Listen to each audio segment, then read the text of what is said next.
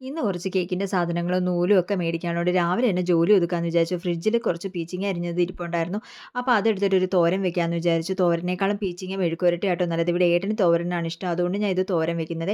പിന്നെ ഇച്ചിരി പയറ് വേവിച്ചത് ഇരിപ്പുണ്ടായിരുന്നു. അതെടുത്ത് നേരെ ഒരു മെഴുക്കുവരട്ടിക്കാക്കി. ഇനി ഒഴിച്ചുകറി വെക്കണമല്ലോ, എന്ത് ഒഴിച്ചുകറി വെക്കും എന്നുള്ള ആലോചനയിലാട്ടോ. ഇതൊക്കെ ചെയ്യുമ്പോൾ ഞാൻ അതാണ് ആലോചിച്ചുകൊണ്ടിരിക്കുന്നത്, എന്താ ഒഴിച്ചുകറി വെക്കുന്നത്. പിന്നെ ഒരു തീയൽ വെക്കാമെന്ന് തീരുമാനിച്ചു. അങ്ങനെ നേരെ വറുത്ത തേങ്ങയിലോട്ട് പൊടികളെല്ലാം ചേർത്തിട്ട് അതങ്ങ് മാറ്റി വെച്ചു. എന്നിട്ട് തീയലിനുള്ള കഷ്ണങ്ങളൊക്കെ ഇട്ടിട്ട് ഞാൻ നന്നായിട്ട് വഴട്ടിയെടുത്തു. പിന്നെ ഒരിച്ചിരി ഉണക്കക്കൊഞ്ച് എടുത്തിട്ട് ഇന്ന് ഉണക്കക്കൊഞ്ച് തീയലാണ്. ആ ഉണക്കക്കൊഞ്ച് ചെറുതായിട്ടൊന്ന് കൃഷ് ചെയ്തതും കൂടി ഇട്ട് കൊടുത്ത് ആ അരപ്പും അങ്ങ് ഇട്ട് കഴിഞ്ഞപ്പോഴത്തേക്ക് അത് നന്നായിട്ട് തിളച്ച് വരുമ്പോൾ തീയൽ റെഡി ആട്ടോ. അങ്ങനെ നേരെ ഞാൻ ചോറ് കഴിക്കുകയാണ്. ഞാൻ പറഞ്ഞല്ലോ എനിക്ക് കടയിൽ പോകാനുണ്ട്. അപ്പോൾ ഊണ് കഴിക്കാനുള്ള സമയമൊന്നും ആയിട്ടില്ല. ഇത് കഴിക്കാതെ പോവുകയാണെങ്കിൽ പുറത്തുനിന്ന് എന്തെങ്കിലും കഴിക്കേണ്ടി വരും.